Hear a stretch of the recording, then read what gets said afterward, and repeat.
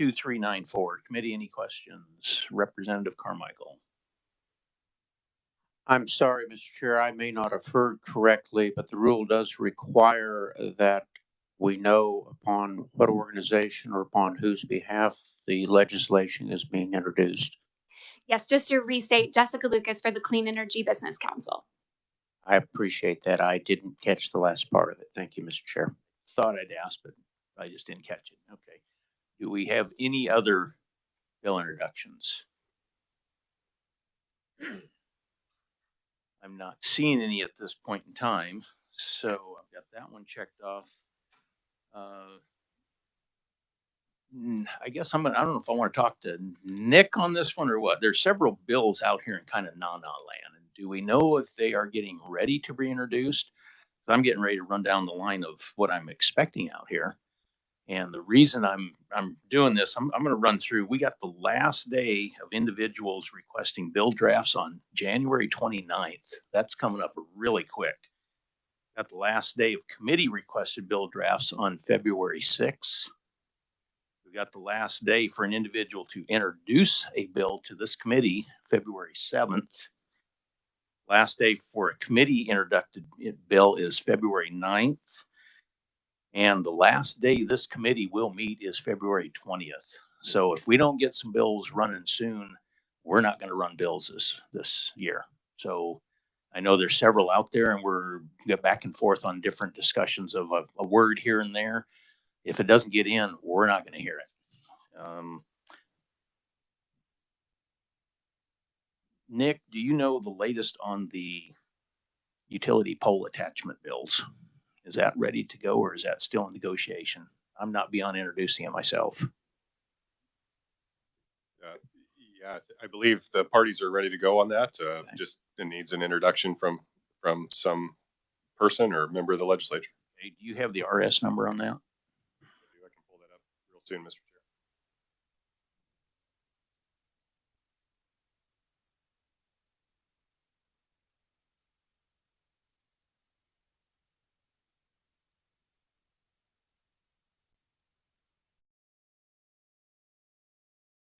So that is RS number 2385. 2385. And I would like to introduce that to the committee.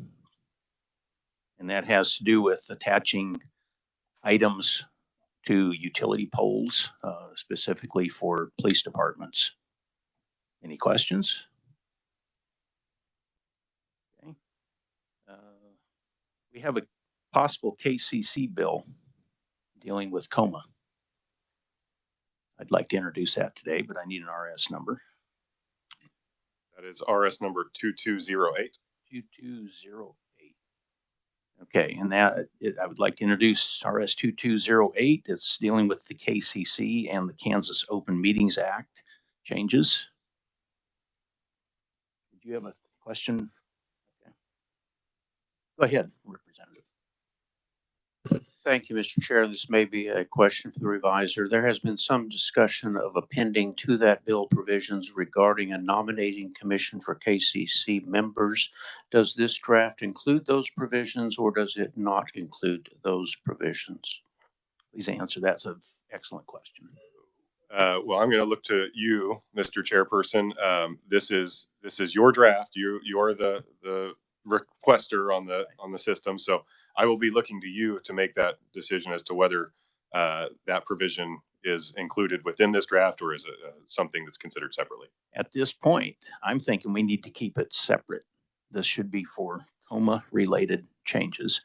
And I fully understand and I will possibly support the election one, but I have not gotten all the details and we're still back and forth. And I think that needs to be a separate bill. Thank you for the clarification. I appreciate the chair's wise judgment. Thank you. I will note that the current status of this draft does not include the provision that Representative Carmichael. That's what I needed to know. Thank you. Is anyone from the KCC in the room? Is Pete in here? I do not. Oh, okay.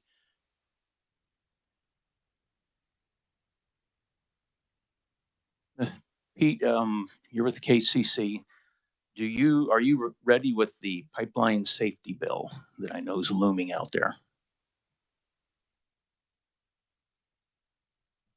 Yes, Mr. Chairman, Peter Barstead with the Kansas Corporation Commission.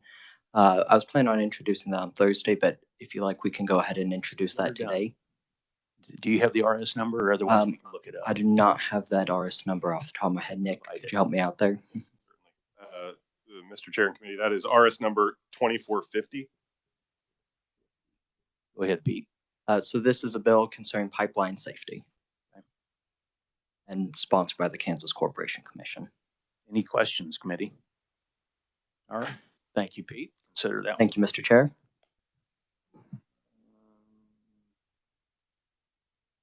Is there a 911 bill looming out there? Mr. Carmichael. If you're inquiring of me, as a matter of fact, there is. Representative Hoffman and myself have been working on that legislation, working.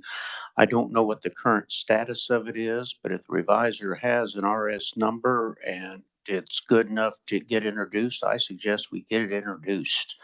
But I don't have Representative Hoffman's permission, nor have I seen the most recent draft. But Mr. Chairman, I'd sure appreciate it if you get that introduced.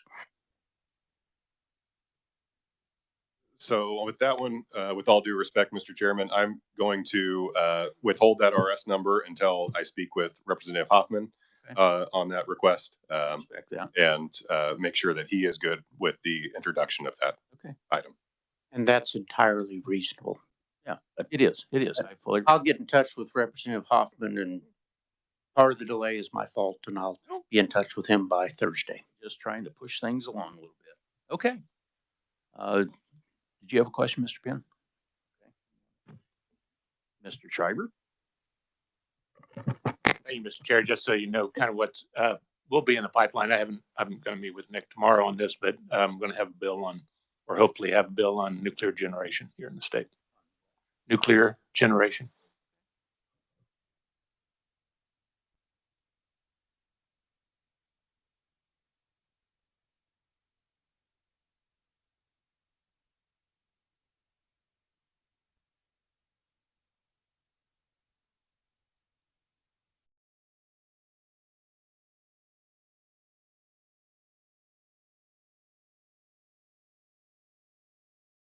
Thank you, Mr. Chairman. Just to clarify, does that mean that today we introduced 4 bills today? Is that what am I understanding? 4 bills today? Okay. Thank you, Mr. Chairman.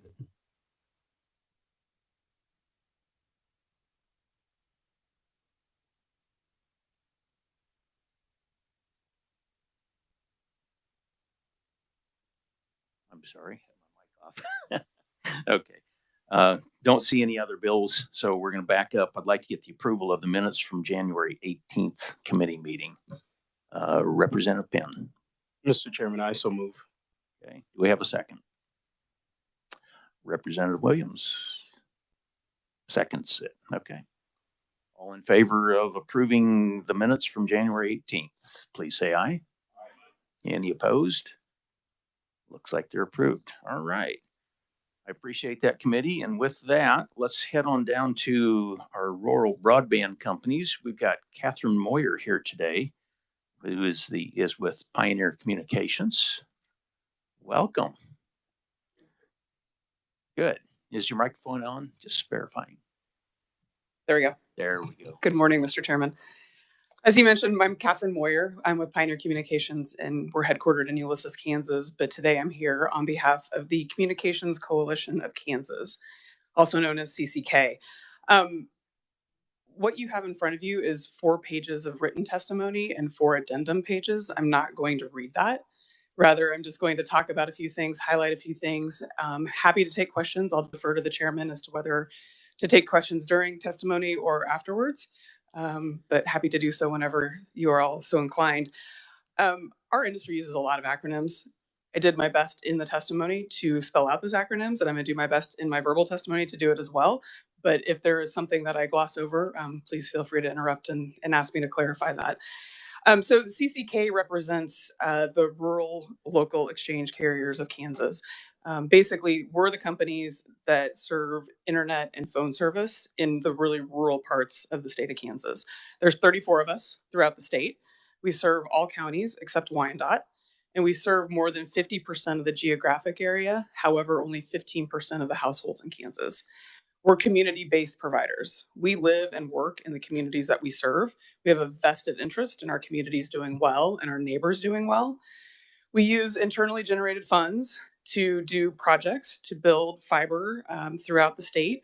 We use universal service dollars. We use borrowed money. We use grant funds. And we use all of those in the most rural, sparsely populated parts of Kansas. In 2024 alone, we expect to spend about $200 million just building and maintaining network. These funds will be augmented, however, with grant funds that are out there. I'm going to talk a little bit about some of the grant funds, but what I will tell you is that the speed at which we can deploy and the furthest reaches to which we can deploy are really going to be dependent on some of those grant funds. The Kansas Department of Commerce, through the Kansas Office of Broadband Deployment, or KOBD, is in charge of a lot of these grant funds.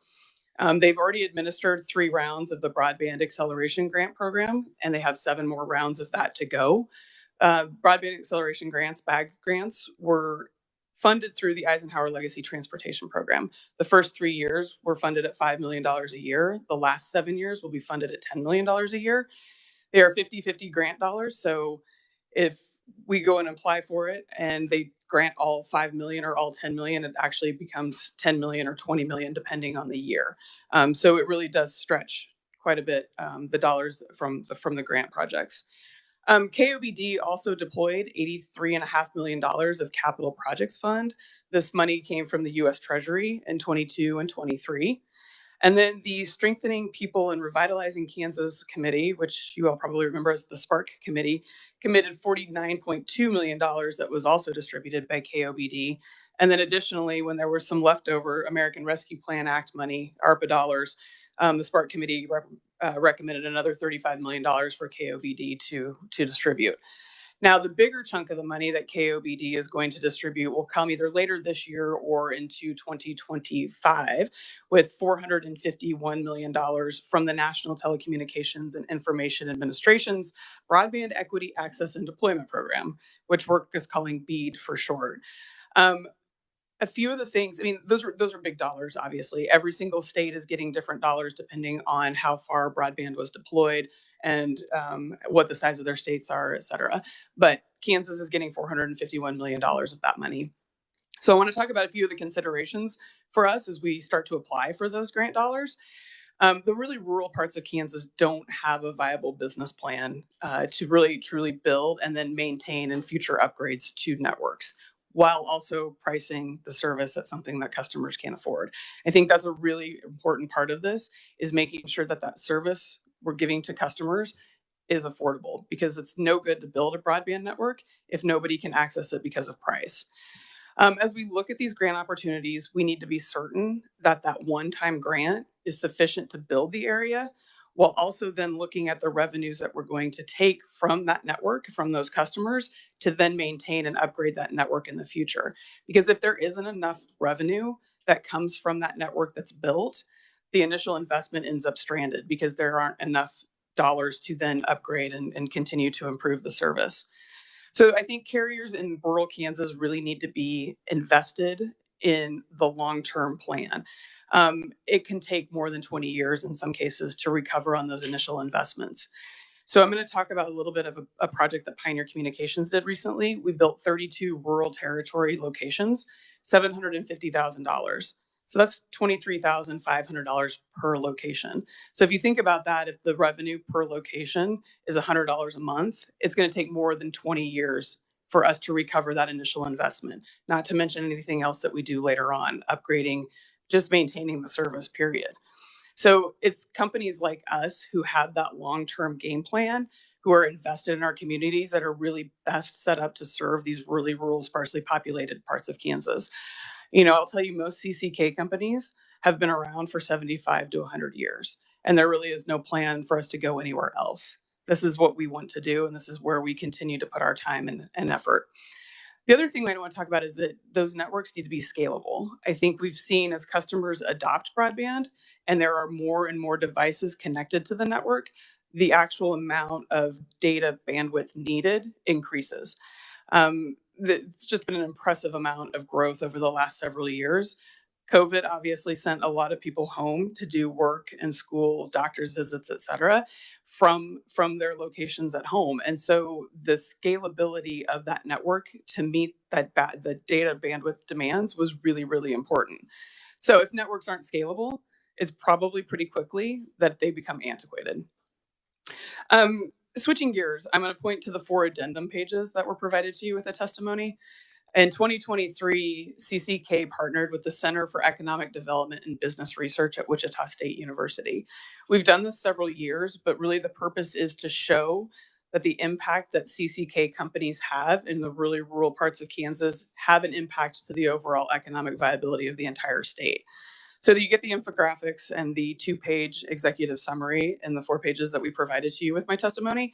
If you want the full study, we're happy to provide that. There's a lot of really great information, but it is, 25, 30 pages of pretty dense economic information.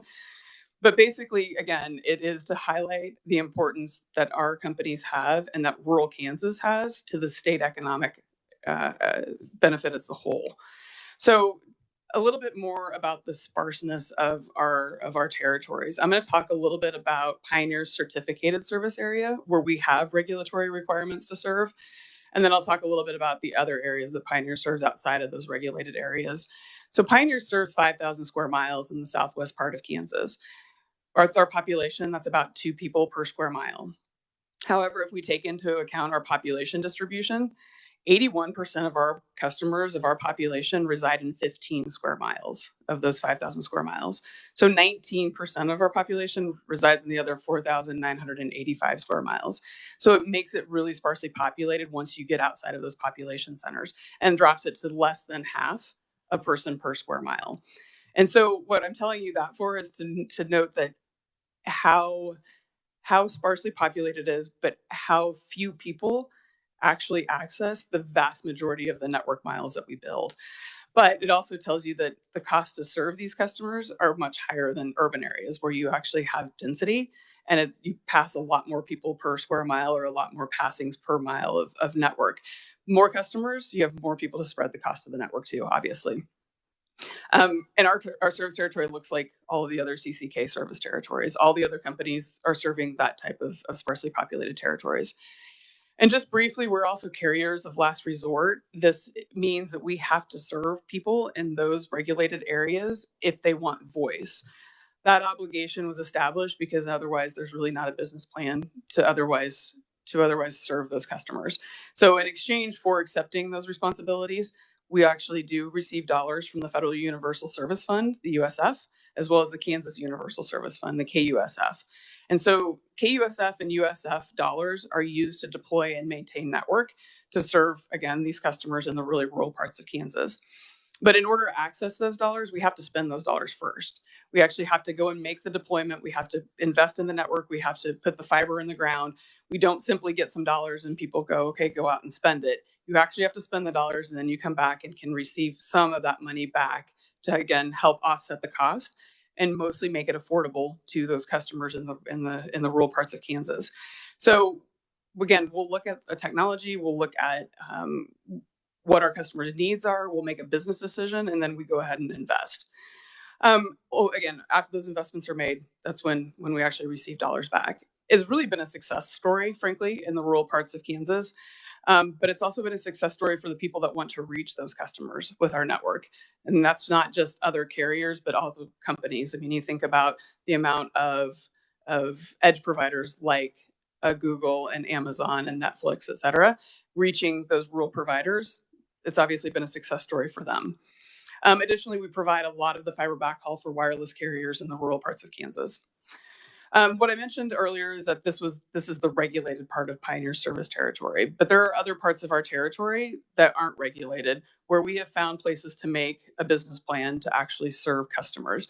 Normally small rural towns, not normally the wide swath of really rural parts of Kansas. But again, the business case is best made where more customers are located.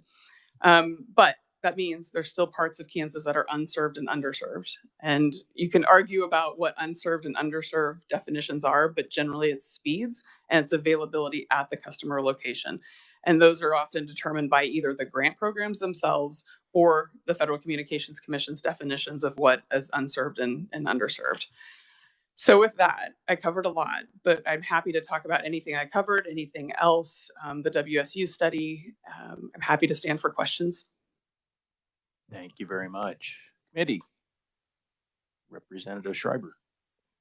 Thank you, Mr. Chair, and thank you, Kat, for the testimony. I was interested when you were talking about access to the KUSF and USF funds.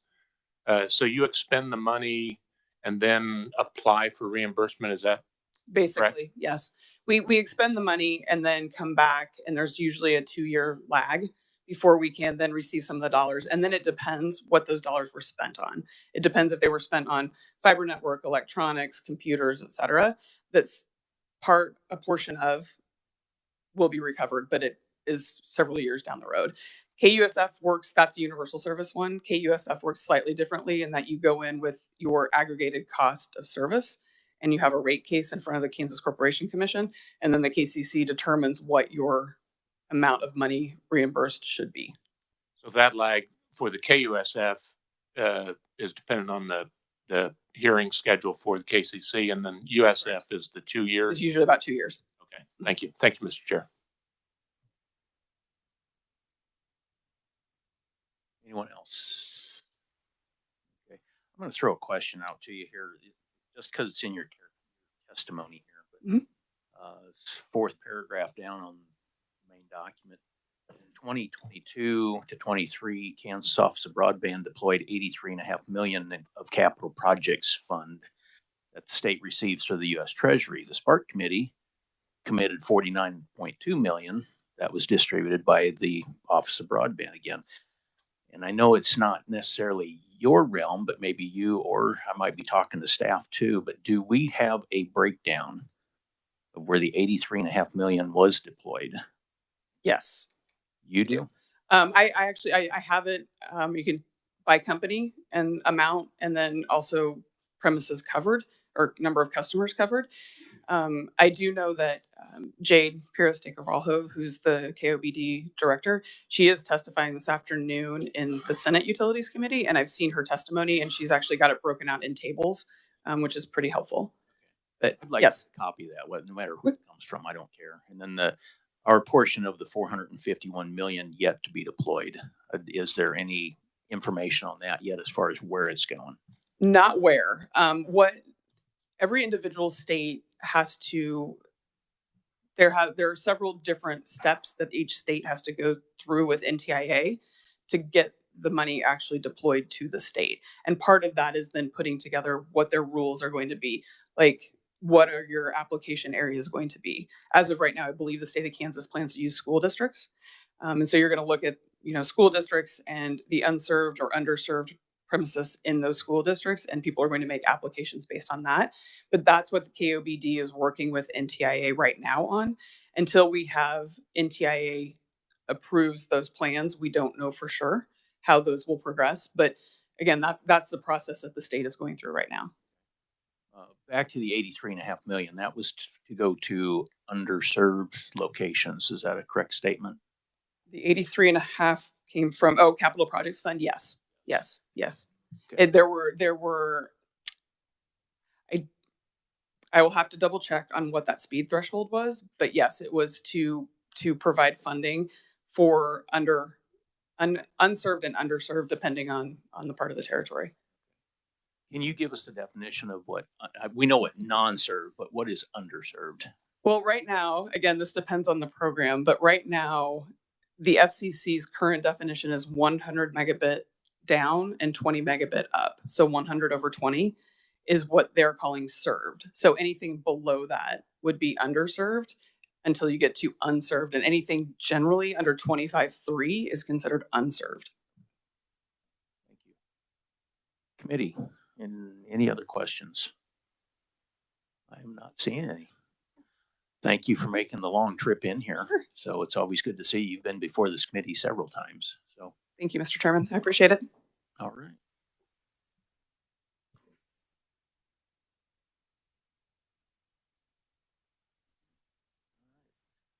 Committee, that looks like the extent that we have today.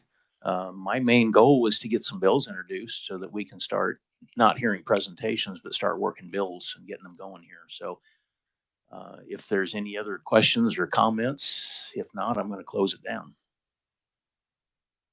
We are adjourned.